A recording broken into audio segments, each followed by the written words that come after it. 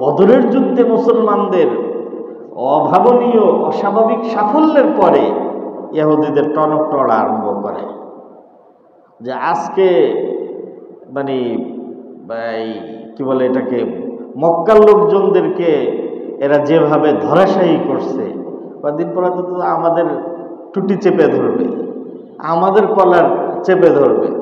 এই জন্য তাদের টনক নড়া আরম্ভ করছে।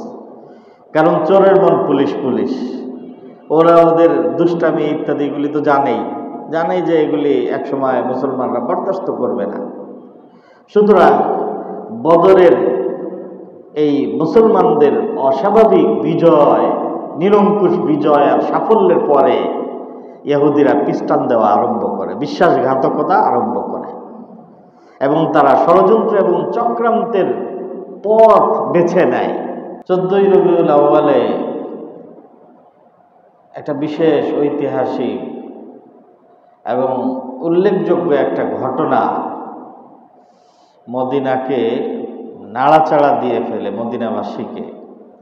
এটা এই মাসের 14 তারিখে সংগঠিত হয়। আজকে 4 তারিখ, 14 তারিখে সংগঠিত হয়। ঘটনার প্রেক্ষাপট অনেকটা এরকম, এবং এটা 3য় হিজরিতে। তাহলে হিজরতের পরে 3য় বছরে 3য় হিজরিতে রবিউল আউয়াল মাসের 14 তারিখে। ঘটনাটা কি এবং ঘটনার প্রেক্ষাপটটা কি? ঘটনার প্রেক্ষাপটটা হচ্ছে, আপনারা নিশ্চয়ই অবগত আছেন যে হিজরত করে নবীজি মদিনায় যাওয়ার পরে প্রথমে ছোট ছোট কিছু অভিযান কুরাইশদের বিরুদ্ধে বা কুরাইশদের সাথে সংগঠিত হয়।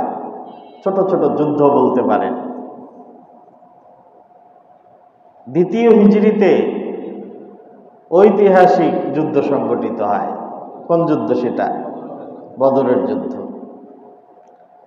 বদরের যুদ্ধের যে ফলাফল, বদরের যুদ্ধের লড়াই ছিল মুসলমানদের মাঝে নিরস্ত্র, নিরীহ, জুতাবিহীন, পোশাকবিহীন, কাপড় চোপড় নাই, খাবার দাবার নাই, এরকম নিরীহ মুষ্টিময় মাত্র 313 জন মুসলমান একদিকে, আর অন্যদিকে আধুনিক অস্ত্র শস্ত্রে সুসজ্জিত, এবং মাত্রই বিদেশ থেকে অস্ত্র টস্ত্র কিনে আনছে কুরাইশ।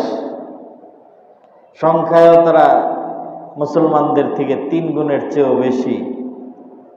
তাদের মাঝে লড়াই হয়। তো লড়াইয়ের যে যুদ্ধের যে ফলাফল, এটা শুধু মক্কাবাসী নয়, মক্কার কাফেররা নয়, বরং আরবের কেউই এটা এক্সপেক্ট করেনি, এটা চিন্তাই করেনি, আশা করেনি। এটা কিভাবে পসিবল, এটা কিভাবে সম্ভব, এটা তারা চিন্তাই করেনি। তার কারণ মানুষের হিসাব কিতাব তো 1 2 3 4, অথবা মানুষের হিসাব কিতাব তো বস্তু কেন্দ্রিক, কিন্তু আল্লাহর হিসাব কিতাব তো বস্তু কেন্দ্রিক না। আল্লাহ তাআলার হিসাব তো কুদরতের। কথা বলেন ভাই। তো আল্লাহ তাআলা করাইছেন মুসলমানদেরকে দিয়ে। আল্লাহ তাআলা একটু পুরা কুদরত ব্যবহার করলে তো তসতস হয়ে যেত। পুরা কুদরত না, এই অল্প একটু ফেরেশতা কয়েকজনে পাঠাইছেন। তাও আমার উস্তাদ মুহতারাম, ফেরেশতাদের অবশ্য সংখ্যা ছিল উল্লেখযোগ্য সংখ্যা। 5000 ফেরেশতা এসেছিলেন। কতজন? 5000। একজন আসলেই যথেষ্ট, 5000 আসছেন, এটা ভয় দেখানোর জন্য। এবং আমার উস্তাদ মুহতারাম হযরত মাওলানা মুফতি সাঈদ আহমদ পালনপুরি রহমতুল্লাহ আলাইহি বলছেন যে বদরের যুদ্ধে যে 5000 ফেরেশতারা এসেছিলেন, তারা আসলে এসে যুদ্ধ করেন নাই। যুদ্ধ করলে তো 5000 না, 5 জন না, একজনও লাগে না। তাহলে তারা কি করছেন? তারা মুসলমানদের অন্তরের মধ্যে মানে উৎসাহ সৃষ্টি করেছেন, উদ্দীপনা তৈরি করেছেন। তারা কি করেছেন? এরকম অস্ত্রে শস্ত্রে সুসজ্জিত হয়ে এসে মুসলিম বাহিনীর সংখ্যা বাড়ায় দেখাইছে, ওরা দূরে থেকে দেখে ভয় পেয়ে গেছে, যুদ্ধ করেন নাই। অথবা কি করেছেন তারা? 3 নম্বর, বিভিন্ন ধরনের কাজ তারা করছেন। মুসলমান, আল্লাহ তাআলা কোরআনে কারীমের মধ্যে এক জায়গায় বলছেন, ওমা রমাইতা ইদ রমাইতা ওয়ালাকিন্নাল্লাহা রামা। যুদ্ধ যখন তুমুল পর্যায়ে চলতেছে, বদরের যুদ্ধ, তো নবী আলাইহিস সালাতু ওয়াস সালাম এক মুষ্টি মাটি নিচ্ছেন, নিয়ে এইভাবে আল্লাহ তাআলার নাম বলে এইভাবে মাটি ফিক্কা মারছেন। এই এক মুষ্টি মাটি আপনি এখান থেকে ফেললে পুরা মসজিদের সবার নাকে মুখে পৌঁছবে? এই মসজিদের নিচতলায় কয়জন মানুষ বসে? নিচতলায় কাতার ভর্তি করেও যদি এখানে আমরা বসি, তাহলে এক এক কাতারে আমার মনে হয় যে সব মিলায় মসজিদের নিচতলায় 200, তাই না? মসজিদের 200, তো এক মুষ্টি মাটি 200 না, 20 জন মানুষের চোখে মুখে পৌঁছানো কঠিন। কিন্তু নবীজি যে এক মুষ্টি মাটি নিক্ষেপ করেছেন, এটা 1000 মানুষের 2000 চোখে গিয়ে পড়ছে। আল্লাহ তাআলা কোরআনে কারীমের মধ্যে বলছেন যে আসলে আপনি যখন নিক্ষেপ করছেন, এটা আপনার হাত দিয়ে নিক্ষেপ করছেন, কিন্তু আসল কাজ আপনার হাতের শক্তিতে হয় নাই, আসল কাজ হয়েছে কার শক্তিতে? ওয়ালাকিন্নাল্লাহা রামা। বাস্তবে তো এটা কাজ করেছেন আল্লাহ তাআলা। তো বদরের যুদ্ধে মুসলমানরা কোনো একটা কাজ করছে, তীর নিক্ষেপ করছে। এই তীরের গতি ছিল 1 মাইল। ফেরেশতারা ওই তীরের কিন্তু 1 মাইল দূরে, ঠিক ওখানে কোনো লক্ষ্য নেই, ওখানে কোনো কাফের নাই, ওইটা আরেকটু 5 কদম দূরে আছে, অথবা আরো আধা মাইল দূরে আছে। ফেরেশতারা ওইটা ঠিক আধা মাইল দূরে ওই মাথার খুপড়ির মধ্যে নিয়ে পালাইছে। এইভাবে বিভিন্নমুখী সহযোগিতা করেছেন ফেরেশতারা।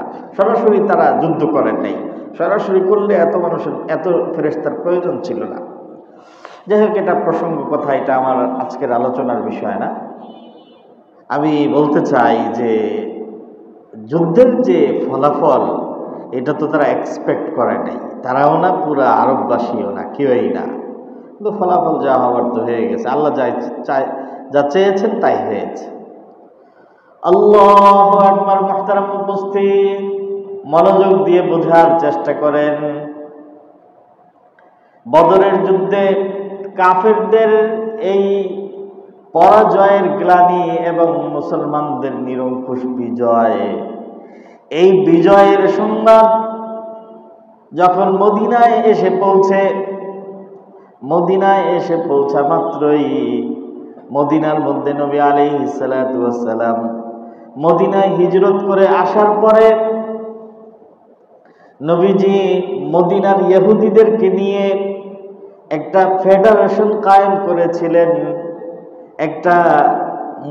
একটা ঐক্য এবং মৈত্রী চুক্তি করেছিলেন, এই যেটাকে মদিনার সনদ বলা হয়।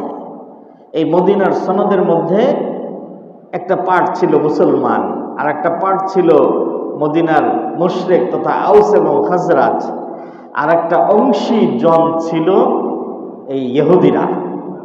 এই 3 গোত্রের, গোত্র তো না, 3 জাতের এবং 3 জাতীয় একটা ঐক্য এবং মৈত্রী চুক্তি ছিল। কিছু ধারা ছিল যে আমরা এখানে মিলেমিশে থাকব, একজন আরেকজনের সহযোগিতা করব, বাহিরের আমাদের যে কোনো শত্রু আমাদের সকলের শত্রু হিসাবে গণ্য হবে, অতএব মদিনার উপরে আক্রমণ করলে আমরা সম্মিলিতভাবে প্রতিহত করব। এই ধরনের একটা শান্তি চুক্তি বলতে পারেন। এবং আমাদের উপরে যদি কারো উপরে কোনো জরিমানা আসে, তাহলে এটাও সবাই সম্মিলিতভাবে অর্থদণ্ড আদায় করব, অর্থদণ্ডের মধ্যে আমরা সহযোগিতা করব। এই ধরনের একটা মদিনার সনদ। তো এই মদিনার সনদের মধ্যে নবী আলাইহিস সালাতু ওয়াস সালাম, নবীজি সাল্লাল্লাহু আলাইহি ওয়াসাল্লাম মুসলমানদের পক্ষ থেকে স্বাক্ষর করেছিলেন, মুশরিকদের পক্ষ থেকে তাদের সর্দাররা স্বাক্ষর করেছিল। ঠিক তদ্রূপভাবে ইহুদিদের পক্ষ থেকে ইহুদিদের সর্দাররা স্বাক্ষর করেছিল। মদিনার মধ্যে ইহুদিদের 3টা গোত্র ছিল বড় বড়, বনু নাজির, বনু কাইনুকা এবং বনু কুরাইজা। তো বদর